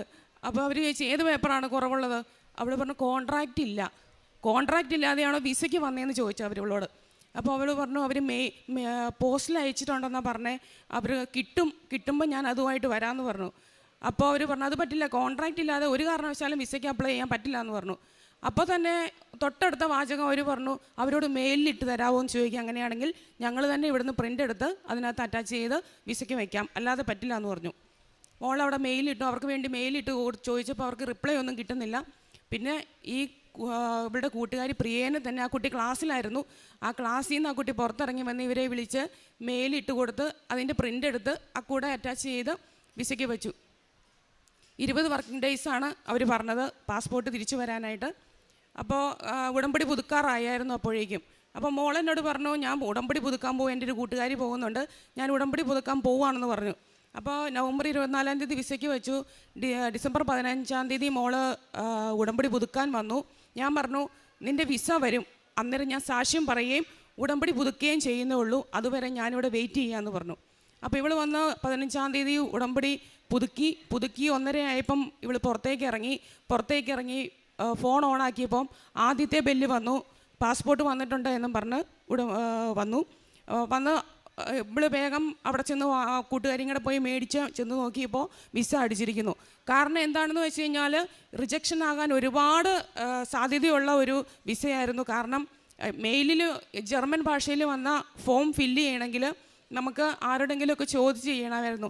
ഇവർക്ക് 2:30 സമയം കൊടുത്തത് കൊണ്ട് ഇവളുടേതും കൂടെ മേടിച്ചിട്ട് വേണമായിരുന്നു അവർക്ക് അവിടെ നിന്ന് ഇറങ്ങി പോകാനായിട്ട്. അത് കാരണം ഇവൾക്ക് തോന്നിയ അവളുടെ ബുദ്ധിയിൽ തോന്നിയതുപോലെയാണ് ഫോം ഫില്ല് ചെയ്ത് വിസയ്ക്ക് വച്ചത്. അപ്പോൾ അവൾ എന്നോട് കൂടെ പറയും റിജക്ഷൻ ഒരുപാട് സാധ്യതയുണ്ട്, കിട്ടുമല്ലോ എന്ന് അറിയില്ല. ഞാൻ പറഞ്ഞു കിട്ടിയില്ലെങ്കിൽ വേണ്ട, നമുക്കല്ലെങ്കിൽ വേറൊരു പദ്ധതി ദൈവം കരുതിയിട്ടുണ്ടാവും എന്ന് പറഞ്ഞ് മോക്ക് വിസ വന്നു, ടിക്കറ്റ് എടുത്തു. 23 അവൾ പോകാൻ വേണ്ടി ടിക്കറ്റ് എടുത്തേക്കാണ്. ടിക്കറ്റ് എടുക്കുന്ന നേരത്ത് ഞങ്ങൾക്ക് ഒരുപാട് ബുദ്ധിമുട്ടുണ്ടായി. കാരണം ടിക്കറ്റ് എടുക്കുന്ന ദിവസം മോൾക്ക് അവിടെ ചെല്ലുമ്പം ഒന്ന് സഹായിക്കാനോ കൂടെ വിളിക്കാനോ ഒരാളെ കിട്ടാതെ ഞങ്ങൾ ഒത്തിരി കഷ്ടപ്പെട്ടു. അപ്പോൾ 15 കിട്ടിയിട്ടും 16, 17, 18 ടിക്കറ്റ് എടുക്കാൻ പറ്റാതെ കൊണ്ട് ഞങ്ങളിങ്ങനെ ബുദ്ധിമുട്ടിയിരിക്കുകയായിരുന്നു. ആ സമയത്ത് രാവിലെ അച്ഛൻ്റെ ഡെയിലി ബ്ലെസ്സിങ് വചനം പ്രസംഗം കേട്ട സമയത്ത് അതിനകത്ത് പറഞ്ഞു നിങ്ങൾ ഏത് വിഷയത്തിൽ ഇപ്പോൾ ബുദ്ധിമുട്ടുന്നോ അതിൻ്റെ ബുദ്ധിമുട്ട് ഇന്ന് വൈകുന്നേരം 7 മണിക്ക് മുന്നുമായിട്ട് നിങ്ങൾക്കത് പരിഹരിച്ച് കിട്ടുമെന്നൊരു വചനം അച്ഛൻ്റെ പ്രസംഗം ഞാൻ കേട്ടു. ഉച്ചയായപ്പോഴേക്കും മോളുടെ ഒരു കൂട്ടുകാരിയും വന്ന് അവളെ എയർപോർട്ടിൽ നിന്ന് വിളിച്ചോളാമെന്ന് പറഞ്ഞു. അന്ന് തന്നെ ടിക്കറ്റ് എടുത്തു. ഞങ്ങൾക്ക് വേണ്ടി ഒരു കോടാനുകോടി അനുഗ്രഹം ചെയ്ത മാതാവിനും ദൈവത്തിനും മഹത്വവും നന്ദിയും അറിയിക്കുന്നു. പ്രേക്ഷിത പ്രവർത്തനം ഉടമ്പടി എടുത്തതിന് ശേഷം പ്രേക്ഷിത പ്രവർത്തനത്തിനായി എങ്ങും അന്വേഷിച്ച് പോകാതെ തന്നെ എൻ്റെ മുന്നിൽ ആവശ്യമുള്ളവർ എത്തിപ്പെടാറുണ്ട്. സാമ്പത്തികമായിട്ടും എന്നെക്കൊണ്ടാകുന്ന രീതിയിൽ എൻ്റെ മുന്നിൽ വന്ന് എനിക്കൊരു പരിചയമില്ലാത്ത പലരും എൻ്റെ മുന്നിൽ വന്ന് സഹായം മറ്റുള്ളവരോട് ചോദിക്കുന്നത് കേട്ട് ഞാൻ സഹായിച്ചിട്ടുണ്ട്. അതുപോലെ തന്നെ ഉടമ്പടി എടുത്തതിന് ശേഷം ബൈബിൾ ഒരുപാട് സമയം വായിക്കാനുള്ളൊരു അനുഗ്രഹം എനിക്ക് കിട്ടിയിട്ടുണ്ട്. ഇനിയും ഉടമ്പടി അതുപോലെ തന്നെ ഇതുപോലെ തന്നെ ഉടമ്പടിയിൽ ഉറച്ചു നിൽക്കുവാനും ആത്മീയമായിട്ട്, അതായത് പള്ളിയിലും പോകാനും, മോൾക്ക് പ്രത്യേകിച്ച് എല്ലാ ദിവസവും തന്നെ മുടങ്ങാതെ പള്ളിയിൽ പോകാനും. കാരണം എന്താണെന്ന് വെച്ച് കഴിഞ്ഞാൽ അവൾക്ക് പുറത്തിറങ്ങുമ്പോൾ ആൾക്കാർ ചോദിക്കുമെന്നും പറഞ്ഞ് പള്ളിയിൽ പോലും പോകാതിരിക്കുന്ന ഒരവസ്ഥയായിരുന്നു. അതിനുശേഷം ഉടമ്പടി എടുത്തതിന് ശേഷം മുടങ്ങാതെ പള്ളിയിൽ പോയി അവൾ കുർബാനയിൽ സംബന്ധിക്കുകയും കുർബാന സ്വീകരിക്കുകയും വേദപാഠം പഠിപ്പിക്കാൻ പോവുകയും അങ്ങനെ ഒരുപാട് ഉയർച്ചകൾ ദൈവം വാരിക്കോരി ഞങ്ങൾക്ക് തന്നു. കോടാനുകൂടി അനുഗ്രഹം തന്ന ദൈവത്തിന് മഹത്വവും നന്ദിയും ഈ സമയം ഞാൻ അർപ്പിക്കുന്നു. ദൈവമാതാവിനും തിരുക്കുമാരനും 1000 നന്ദി. എൻ്റെ പേര് ജോഷ്വ. ഞാൻ ആലപ്പുഴ തത്തമ്പള്ളിയിൽ നിന്നാണ് വരുന്നത്. എനിക്കങ്ങനെ കൃപാസനൊന്നും അങ്ങനെ വലിയ വിശ്വാസമൊന്നും ഇല്ലായിരുന്നു. ഞാനൊരു വിശ്വാസിയായിരുന്നു, എന്നാൽ എനിക്ക് മാതാവിനോടും വിശ്വാസം ഉണ്ടായിരുന്നു. കൃപാസനത്തിനോട് അങ്ങനെ പ്രത്യേകിച്ചൊരു വിശ്വാസം ഇല്ലായിരുന്നു. എൻ്റെ അമ്മ ഭയങ്കര ഉടമ്പടി എടുക്കുകയും കൃപാസനത്തിൻ്റെ എല്ലാ കാര്യങ്ങളിലോടും മുന്നോട്ട് പോയിക്കൊണ്ടിരുന്ന ആളായിരുന്നു. അമ്മയും ചേട്ടനും എൻ്റെ വല്യമ്മയും എല്ലാം അങ്ങനെ പോയിക്കൊണ്ടിരുന്നതായിരുന്നു. എന്നാൽ എൻ്റെ അമ്മ എന്നോട് ഒരുപാട് കാര്യം ഇതും പറഞ്ഞ് നിർബന്ധിച്ചിട്ടുണ്ട്. പക്ഷേ എനിക്കതിനോട് അങ്ങനെ താല്പര്യമില്ലായിരുന്നു. കൃപാസനത്തിൽ വന്ന് പ്രത്യേകം ഒരു പ്രാർത്ഥന അങ്ങനെ ഒരു താല്പര്യമില്ലായിരുന്നു. ഞാൻ ഒരു ജർമ്മൻ പഠിച്ചുകൊണ്ടിരുന്ന സ്റ്റുഡൻ്റ് ആയിരുന്നു. ഞാൻ 2024 അവിടെ തൊട്ടാണ് എൻ്റെ മാതാവ് അനുഗ്രഹിച്ച് തുടങ്ങിയത്. 2024 B2 എക്സാം എനിക്ക് ഒരു ടൈലും കൂടെ കിട്ടാനുണ്ടായിരുന്നു. B2 സ്പീക്കിംഗ് കൂടെ കിട്ടാനുണ്ടായിരുന്നു. അപ്പം ഞാൻ തിരുവനന്തപുരത്താണ് എക്സാം എഴുതാൻ പോയത്. ഞാൻ എക്സാമിനായിട്ട് വെൽ പ്രിപ്പയർഡ് ആയിരുന്നു. 45 അധികം ടോപ്പിക്കും പഠിച്ച് എന്ത് വന്നാലും പാസ്സാകുമെന്നുള്ള രീതിയിലാണ് ഞാൻ പോയത്. അവിടെ ചെന്ന് എക്സാം എഴുതാൻ പോയപ്പം ഞാൻ എനിക്ക് കിട്ടിയ ടോപ്പിക്ക് ഞാൻ എൻ്റെ ലൈഫിൽ ആദ്യമായിട്ട് അങ്ങനെ ഒരു ടോപ്പിക്ക് കാണുന്നത് തന്നെ. ഞാൻ ആകപ്പാടെ പേടിച്ച് അത്രയും നേരത്തെ എൻ്റെ ഉണ്ടായിരുന്ന എല്ലാ കോൺഫിഡൻറ്റും ഒറ്റ മിനിറ്റിൽ എൻ്റെ ഇല്ലാണ്ടായിപ്പോയി. അപ്പം ഞാൻ എൻ്റെ പോക്കറ്റ് കൈയിട്ട് നോക്കിയപ്പോഴാണ് എൻ്റെ അമ്മ എൻ്റെ പോക്കറ്റിലൊരു കൃപാസനത്ത് ഉപ്പിട്ടിട്ടുണ്ടായിരുന്നു. ഞാൻ ആ ഉപ്പ് കൈ പിടിച്ച് ഇരുന്ന് എൻ്റെ മനസ്സിൽ അപ്പം തോന്നിയ ഓരോ പോയിൻ്റ് ഞാൻ പേപ്പറിൽ എഴുതാൻ തുടങ്ങി. അപ്പോൾ അങ്ങോട്ട് കയറുമ്പോൾ തന്നെ എല്ലാവരും പറയുന്നുണ്ട് എക്സാമിനേഴ്സൊക്കെ അത്യാവശ്യം ഭയങ്കര ടഫാണ്, അവർ നമ്മളോട് അങ്ങനെ എല്ലാവരും സീരിയസ് ആയിട്ട് തന്നെ നിൽക്കുന്ന, അവർ നമ്മളെങ്ങനെ ജയിപ്പിച്ചു വിടാൻ ചാൻസ് കുറവാണ്, എല്ലാ പേടിയും എൻ്റെ കയ്യിലുണ്ട്. എനിക്ക് പിന്നെ അവിടെ കണ്ടത് അവർ വന്ന് എൻ്റെ പേര് വിളിച്ച് എന്നെ കൈ പിടിച്ച് എന്നെ അവിടെ കൊണ്ടുപോയി എന്നെ ഇൻ്റർവ്യൂ ചെയ്യുന്നുണ്ട്.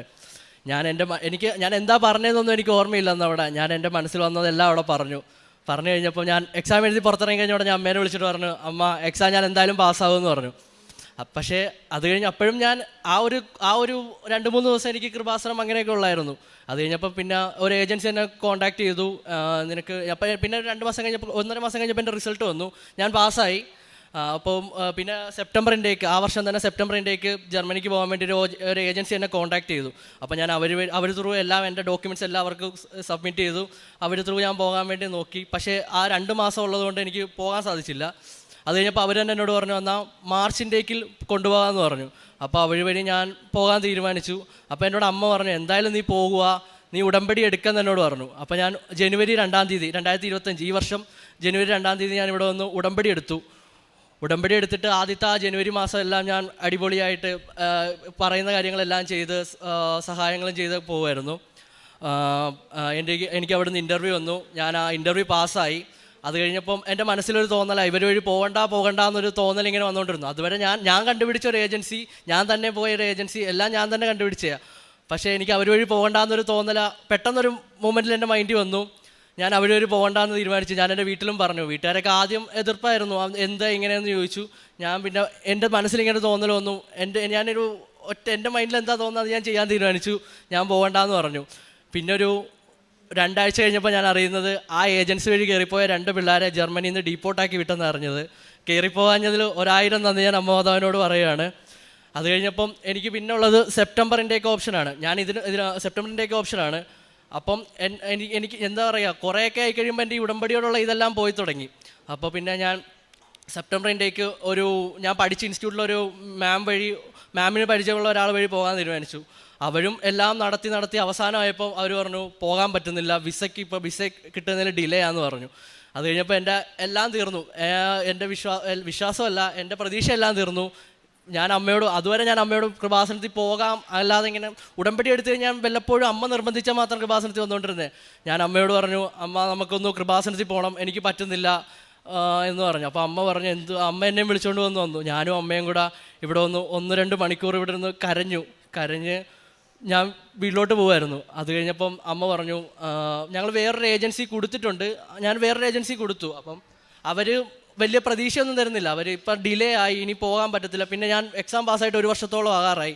അപ്പോൾ അവർക്കും വലിയ ആ ചൂടൊക്കെ പോയി, കൊണ്ടുപോകാമെന്നുള്ളതൊക്കെ മാറി. അത് കഴിഞ്ഞപ്പം ഞാൻ അമ്മയോട് പറഞ്ഞു, അമ്മ നമുക്കൊന്ന് ജോസഫ് അച്ഛൻ്റെ ബ്ലസ് മേടിക്കാനായിട്ട് പോകാമെന്ന് പറഞ്ഞു. അപ്പോൾ അമ്മ പറഞ്ഞു എന്നാൽ പോകാം. ഞാനും അമ്മയും കൂടെ രാവിലെ ഇവിടെ ഒരു 9 മണി 8 മണി ആ ടൈമിൽ ഇവിടെ വന്നു. ഞങ്ങൾ ക്യൂ ഒക്കെ നിന്നു. ഞാൻ ഓഫീസിൻ്റെ അകം വരെ കയറി. അപ്പോൾ അവർ പറഞ്ഞു കാണാൻ പറ്റത്തില്ല, എന്തോ പ്രോസസ്സിങ്ങിൻ്റെ എന്തെങ്കിലും പേപ്പർ ഉണ്ടെങ്കിലേ കാണാൻ പറ്റത്തുള്ളൂ എന്ന് പറഞ്ഞു. അപ്പോൾ ഞാൻ ആ ഏജൻസിനെ വിളിച്ചപ്പോൾ അവർ പറഞ്ഞു അങ്ങനെയൊന്നും ഇല്ല, നിൻ്റെ കാര്യം ഡിലേ ആയിട്ട് കിടക്കുക, അങ്ങനെയൊന്നും കിട്ടത്തില്ലെന്ന് പറഞ്ഞു. അപ്പം പിന്നെയും ഞാൻ ഡൗൺ ആവുമായിരുന്നു. അത് കഴിഞ്ഞപ്പം നേരെ ഞാൻ അമ്മയോട് പറഞ്ഞു, അമ്മ നമ്മൾ ഇവിടം വരെ വന്നില്ലേ, അപ്പോൾ ഇവിടെ ഒരു ബ്ലെസ്സിങ് റൂമില്ലേ, അപ്പം ഞാൻ അമ്മയോട് പറഞ്ഞു, അമ്മ എന്നോട് പറഞ്ഞു എന്നാൽ അച്ഛൻ്റെ ബ്ലസ് മേടിക്കാമെന്ന് പറഞ്ഞു. അപ്പോൾ ഞാൻ അച്ഛനോട് പോയി ഇങ്ങനെ എൻ്റെ കാര്യങ്ങളെല്ലാം, ഞാൻ അച്ഛൻ്റെ മുമ്പിൽ നിന്ന് കരയുമായിരുന്നു. ഞാൻ അച്ഛനോട് എൻ്റെ കാര്യങ്ങളെല്ലാം പറഞ്ഞു. അച്ഛൻ പറഞ്ഞു നീ പേടിക്കണ്ട, നീ ഈ വർഷം തന്നെ ജർമ്മനിക്ക് പോകുമെന്ന് ഞാൻ നിന്നോട് പറയുന്നു എന്ന് പറഞ്ഞു. ഞാൻ അത് കഴിഞ്ഞ് പോയി. ഞാനും അമ്മയും കൂടെ ഇവിടെ ഞങ്ങൾക്കൊരു 15 മിനിറ്റ് മതി ഞങ്ങളുടെ വീട്ടിലോട്ട് പോകാൻ. സ്കൂട്ടറിന് വന്നു കഴിഞ്ഞാൽ ഒരു 15 മിനിറ്റ് കൊണ്ട് ഞങ്ങൾക്ക് വീട്ടിലോട്ട് പോകാം.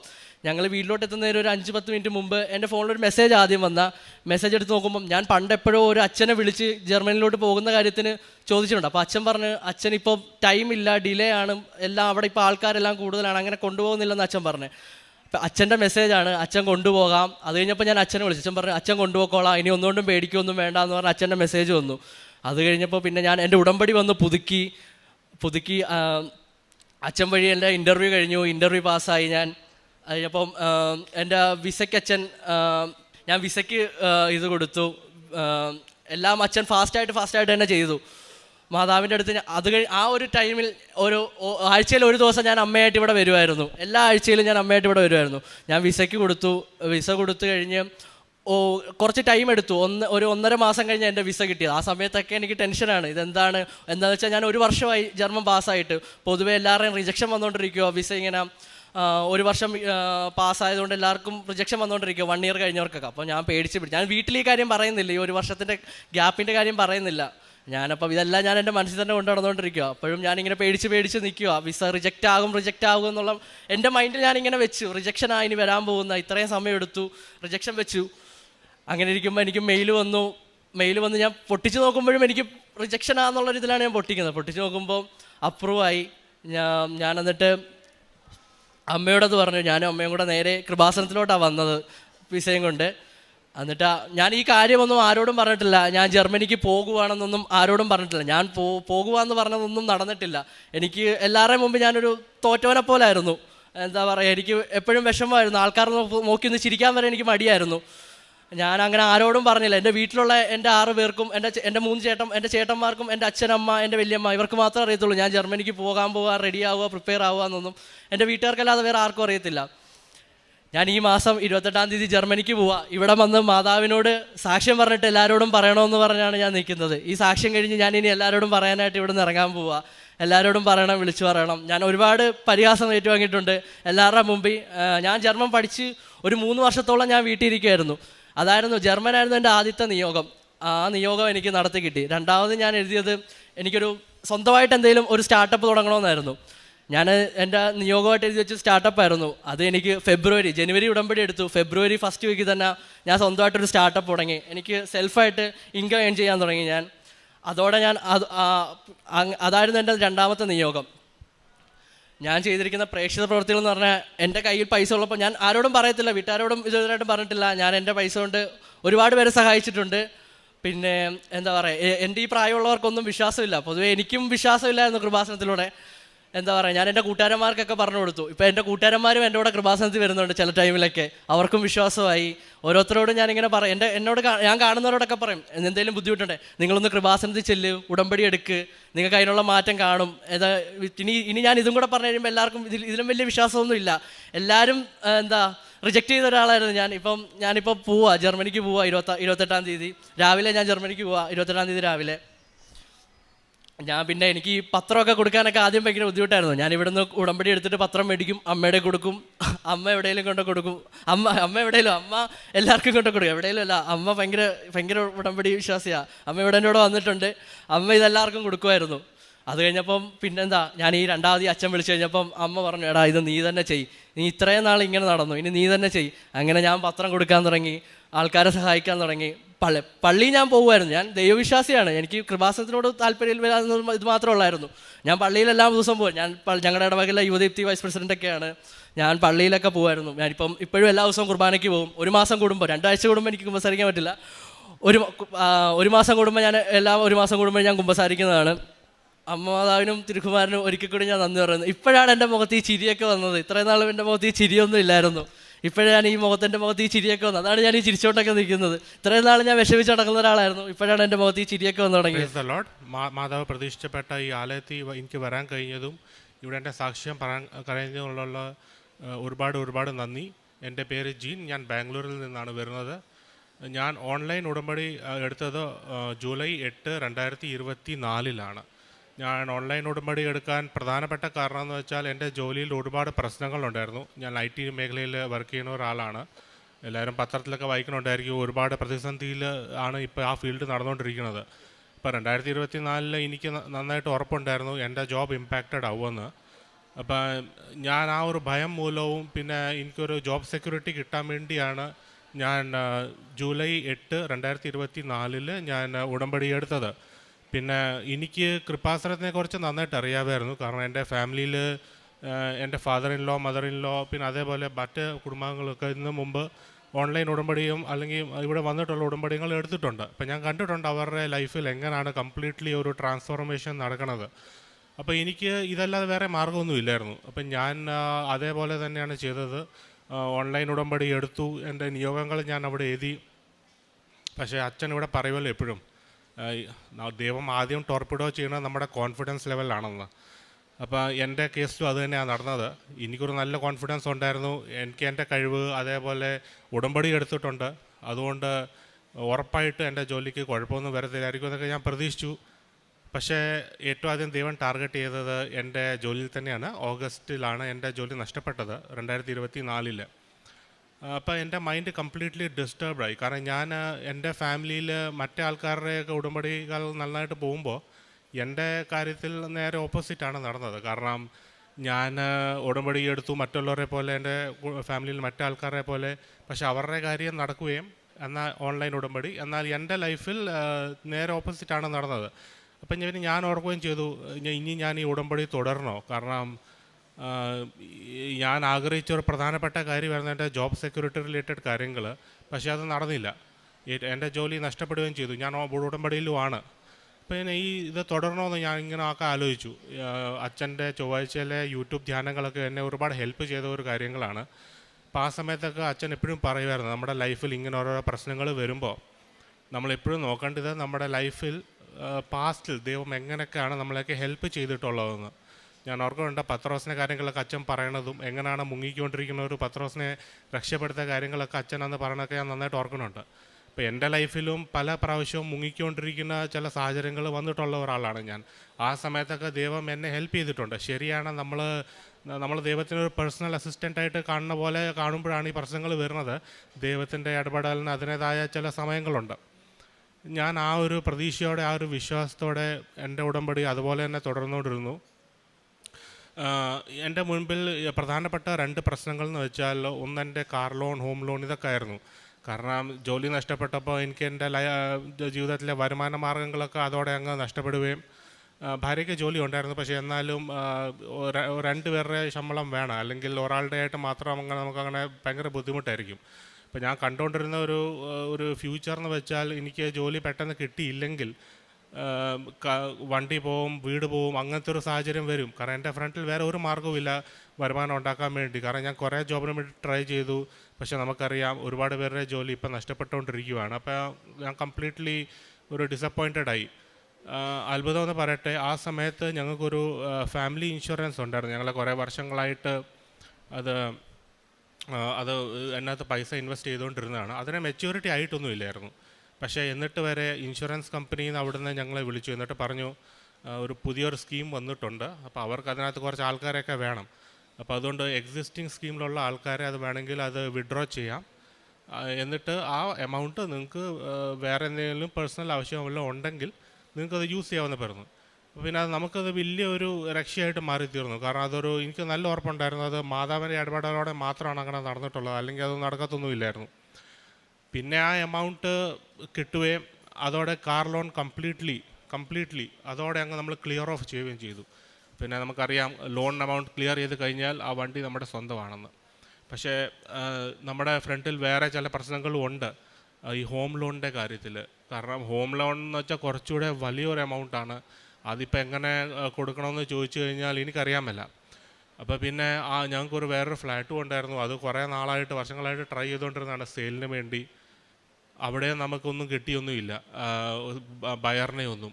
പക്ഷേ ഈ ഓൺലൈൻ ഉടമ്പടിയുടെ ടൈമിൽ തന്നെ മാതാവിൻ്റെ ഇടപെടൽ മൂലം നമുക്കൊരു ബയറിനെ കിട്ടുകയും എന്നിട്ട് ആ ബയറിൻ്റെ എമൗണ്ട് വെച്ച് നമുക്ക് വളരെ പെട്ടെന്ന് തന്നെയാണ് ഇത് കാര്യങ്ങൾ ക്ലിയർ ആയത്. പക്ഷേ പിന്നെ അത് കഴിഞ്ഞിട്ട് ഞങ്ങൾ ഒരു ഒക്ടോബർ 10 ഞാൻ ഇവിടെ വരുമായിരുന്നു എൻ്റെ ഉടമ്പടി പുതുതായിട്ട് ഇവിടെ എടുക്കാൻ വേണ്ടി. കാരണം ഓൺലൈൻ ഉടമ്പടിയിലെ നമുക്കറിയാം നമുക്ക് പത്രമൊന്നും കിട്ടത്തൊന്നുമില്ല. പത്രം കിട്ടാൻ വേണ്ടി ഒരു ഓപ്ഷൻ ഉണ്ട്. പക്ഷേ സത്യം പറഞ്ഞാൽ ഞാൻ ആ ഓപ്ഷൻ ട്രൈ ചെയ്തിരുന്നില്ല നമുക്ക് പത്രം കിട്ടാൻ വേണ്ടി. അപ്പം ഞാനിവിടെ എൻ്റെ മനസ്സിൽ എപ്പോഴും ഒരു ആഗ്രഹം ഉണ്ടായിരുന്നു, ഈ ജോബ് റിലേറ്റഡ് ഇഷ്യൂ ഉള്ള ആൾക്കാർ, പ്രത്യേകിച്ച് എൻ്റെ ഫീൽഡിൽ ജോബ് റിലേറ്റഡ് ഇഷ്യൂ ഉള്ള ആൾക്കാർക്ക് ഒരു ടെസ്റ്റിമണി, ഒരു സാക്ഷ്യം കേൾക്കണമെന്നൊക്കെ എനിക്ക് വലിയ ആഗ്രഹം ഉണ്ടായിരുന്നു. പക്ഷേ ഒരുപക്ഷെ ഞാൻ നന്നായിട്ട് യൂട്യൂബ് നോക്കാത്തതിൻ്റെ ആയിരിക്കാം, ഞാൻ ആഗ്രഹിച്ച പോലത്തെ സാക്ഷ്യങ്ങളൊന്നും എനിക്ക് കാണാൻ കഴിഞ്ഞില്ല. ഒക്ടോബർ 10, 2024 ഞാനിവിടെ കൃപാസനം വന്നു. ഞാൻ നന്നായിട്ട് ഓർക്കുന്നുണ്ട്, ഞാൻ ഇവിടെ മുന്നിൽ തന്നെ ഇരുന്ന് പ്രാർത്ഥിക്കുമായിരുന്നു. അപ്പം മാതാവിൻ്റെ അനുഗ്രഹം തന്നെയാണ്. ഞാൻ ആഗ്രഹിച്ച പോലത്തെ തന്നെ ഒരു സാക്ഷ്യം ഇവിടെ ഞാനിപ്പോൾ നിൽക്കുന്ന സ്ഥലത്ത് തന്നെ എനിക്കത് കേൾക്കാനുണ്ടായി.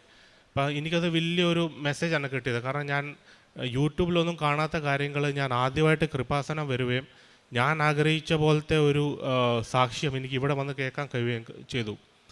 അപ്പം ഇനി എൻ്റെ മനസ്സിൽ ആ സാക്ഷ്യം കഴിഞ്ഞു ഞാൻ വീട്ടിൽ പോയി. പക്ഷേ എൻ്റെ മനസ്സിൽ കുറേ ആകുലതകളും കുറേ ടെൻഷനും കുറേ സംശയങ്ങളുണ്ട്. ഇനി പത്രം ഞാൻ എങ്ങനെ കൊടുക്കുമെന്ന്. കാരണം ഞാൻ നേരത്തെ പറഞ്ഞു ഞാൻ ബാംഗ്ലൂരിൽ നിന്നാണ് വരുന്നത്. അപ്പം നമ്മൾ കേരളത്തിൽ ഒരു പക്ഷേ പത്രം കൊടുക്കുന്നത് പോലെ കർണാടകയിൽ അല്ലെങ്കിൽ ബാംഗ്ലൂരിലൊക്കെ ആൾക്കാർ ഒരു നല്ല രീതിയിൽ കാണണമെന്നില്ല. അപ്പോൾ എൻ്റെ മനസ്സിൽ കുറേ ഡൗട്ടുണ്ട്. ഞാൻ ആരോടൊക്കെ ചോദിച്ചു ഈ പത്രത്തിൻ്റെ കാര്യം, അവരൊക്കെ എന്നോട് പറഞ്ഞു ഒരിക്കലും പത്രം കൊടുക്കല്ലേ. കാരണം ചിലപ്പം കേരളം പോലെയല്ല, നമ്മൾ മറ്റു സ്റ്റേറ്റിൽ പോയി കഴിഞ്ഞാൽ അവിടെ പത്രം കൊടുത്തു കഴിഞ്ഞാൽ ചിലപ്പോൾ പോലീസ് കംപ്ലയിൻറ്റ് വരെ വന്നെന്നിരിക്കും.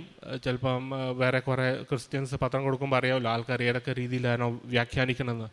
പക്ഷേ ഒരു സ്ഥലത്ത് എന്നോട് പല ആൾക്കാർ ഇങ്ങനെ പറയണു, എന്നാൽ മറുഭാഗത്ത് ഞാൻ നേരിട്ട് കേട്ട സാക്ഷ്യം അതിൻ്റെ ഉപരി വേറെ ഒന്നുമില്ല. കാരണം അപ്പോൾ എനിക്ക് മനസ്സിലായി, ഞാൻ ഒരു മാതാവ് എനിക്ക് നേരിട്ട് തന്ന ഒരു മെസ്സേജാണിത്. അതായത് ഞാൻ പത്രം കൊടുക്കണമെന്ന് പറഞ്ഞിട്ട്. അപ്പോൾ ഞാൻ എവിടെ പത്രം കൊടുക്കണം, എങ്ങനെ പത്രം കൊടുക്കണം, അപ്പോൾ അങ്ങനത്തെ കുറേ ഡൗട്ട്സ് ഉണ്ടായിരുന്നു. അപ്പോൾ ഈ ഡൗട്ട്സ് ഞാൻ എങ്ങനെ ക്ലിയർ ചെയ്യും, അതൊരു വലിയൊരു ഡൗട്ടായിരുന്നു എൻ്റെ മൈൻഡിൽ. എങ്ങനെ ഞാൻ ഈ ഡൗട്ട് ക്ലിയർ ചെയ്യും. അപ്പോൾ എൻ്റെ മനസ്സിലൊരു ആഗ്രഹം ഉണ്ടായിരുന്നു, അന്ന് ആ സാക്ഷ്യം പറഞ്ഞ ആളെ തന്നെ എനിക്ക് നേരിട്ടൊന്ന് കണ്ടാൽ എത്ര നന്നായിരിക്കുമെന്ന്. പക്ഷേ നമുക്കറിയാം ഇവിടെ വന്ന് സാക്ഷ്യം പറഞ്ഞ് പോണ ആൾക്കാരെ പിന്നെ നമ്മളൊന്നും ഒരിക്കലും കാണാറില്ല. അതല്ലെങ്കിൽ പിന്നെ അത്രയ്ക്ക് പരിചയമുള്ള ആൾക്കാരാണെങ്കിൽ അല്ലാതെ നമ്മൾ പിന്നെ ഇവരൊന്നും പിന്നെ ഒരിക്കലും അവർ കാണാറില്ല. അവരവരുടെ നാടുകളിൽ പോകും. അത്ഭുതമെന്ന് പറയട്ടെ, ഞങ്ങളുടെ ഇടവപ്പള്ളിയിൽ തന്നെ ഞാൻ ഈ സെയിം ആളെ തന്നെ അവിടെ കാണുകയുണ്ടായി. എന്നിട്ട് ഞാൻ അദ്ദേഹത്തോട് ചോദിച്ചു, അന്ന് കൃപാസനത്തിൽ വന്ന സാക്ഷ്യം പറഞ്ഞ ആളല്ലേ, 10th ഒക്ടോബറിലല്ലേ വന്നത്? കാരണം ഞാനന്ന് നേരെ മുന്നിലുണ്ടായിരുന്നു. അപ്പോൾ എൻ്റെ ഡൗട്ടുണ്ട്, അതായത് ഈ പത്രം എങ്ങനെ കൊടുക്കണം, പിന്നെ ഏതൊക്കെ ഹോസ്പിറ്റലിലാണ് നിങ്ങൾ പോയത്, ഇപ്പോൾ എങ്ങനെയൊക്കെയാണ് ചെയ്തത്. അപ്പോൾ അദ്ദേഹം എന്നോട് ഓരോരോ കാര്യങ്ങൾ പറഞ്ഞു എന്തൊക്കെയാണ് ചെയ്യേണ്ടതെന്ന്. അപ്പം ഞാൻ അതേപോലെ അങ്ങ് ചെയ്തു. പക്ഷേ പെട്ടെന്നൊന്നും കാര്യങ്ങളൊന്നും നടന്നൊന്നുമില്ല. കാരണം ദൈവം നമ്മുടെ ലൈഫിൽ ഒരു ഡ്രൈ പീരീഡ് അങ്ങ് തരും, നമ്മളെ ശരിക്കും ഒന്ന് ടെസ്റ്റ് ചെയ്യും. അതായത് നമ്മൾ ചിലപ്പോൾ ചില കാര്യങ്ങൾ കോപ്പി പേസ്റ്റ് ചെയ്താലും പെട്ടെന്ന് തന്നെ കിട്ടണമെന്നൊന്നുമില്ല. ദൈവം നമ്മളെ ശരിക്കും ഒന്ന് ടെസ്റ്റ് ചെയ്യും. നമുക്ക് വിശ്വാസമുള്ള ആൾക്കാരാണോ അല്ലയോ, നമ്മൾ വിശ്വാസം കൈവിട്ട് പോകുന്നുണ്ടോ. പക്ഷേ ഞാൻ കൈവിട്ടില്ല. ഞാൻ എൻ്റെ ലൈഫിൽ ഞാൻ ഇത് വിശ്വാസത്തോടെ തന്നെ മുന്നോട്ട് നീങ്ങി. ഒരു പ്രാവശ്യം ഞാനിവിടെ കൃപാസനം വന്നപ്പോൾ ഞാൻ ജോസഫ് അച്ഛനെയൊക്കെ കാണുകയുണ്ടായി. എന്നിട്ട് അച്ഛൻ എനിക്ക് വേണ്ടി പ്രാർത്ഥിച്ചാണ് ഇവിടെ. എന്നിട്ട് എൻ്റെ ആത്മീയ ജീവിതം ഞാൻ അതേപോലെ തുടർന്നു. ഒരുപക്ഷെ എൻ്റെ ലൈഫിൽ ചിലപ്പോൾ ഒരുപക്ഷെ ദൈവം എനിക്ക് ജോലി കിട്ടിയില്ലെങ്കിലും മാതാവിൻ്റെ അനുഗ്രഹത്തോടെ എനിക്ക് ഇതേ ലൈഫിൽ തന്നെ തുടർന്നാൽ മതി, അങ്ങനെ വരെ ഞാൻ ചിന്തിച്ച കുറേ കാര്യങ്ങളുണ്ട്. പക്ഷേ അധികം താമസിക്കാതെ തന്നെ ദൈവം എനിക്ക് ജോലി തന്നു. ആ ജോലി തന്നതിനെ ഓർത്ത് ഞാൻ ദൈവത്തിന് താങ്ക്സ് പറയാൻ കൂടെയാണ് ഞാനിവിടെ വന്നിരിക്കുന്നത്. എൻ്റെ ലൈഫിൽ ഏറ്റവും വന്ന മാറ്റങ്ങൾ എന്താണെന്ന് വെച്ചാൽ, ഞാൻ നേരത്തെ ആത്മീയമായിട്ടൊന്നും അത്ര സ്ട്രോങ് ഒന്നും അല്ലായിരുന്നു. ദൈവത്തിനോട് വിശ്വാസം ഉണ്ടായിരുന്നു, അതില്ലെന്ന് ഞാൻ പറയണില്ല. പക്ഷേ അത് ജസ്റ്റ് ഒരു വിശ്വാസം മാത്രമായിരുന്നു. ഞാൻ ഒരിക്കലും ദൈവത്തിനെ ആരാധിച്ച ഒരു വ്യക്തിയല്ല ഞാൻ. പക്ഷേ ഈ ഒരു ധ്യാനത്തോടെ മുന്നോട്ട് വന്നോടെ എൻ്റെ ലൈഫ് കംപ്ലീറ്റ്ലി ട്രാൻസ്ഫോമായി.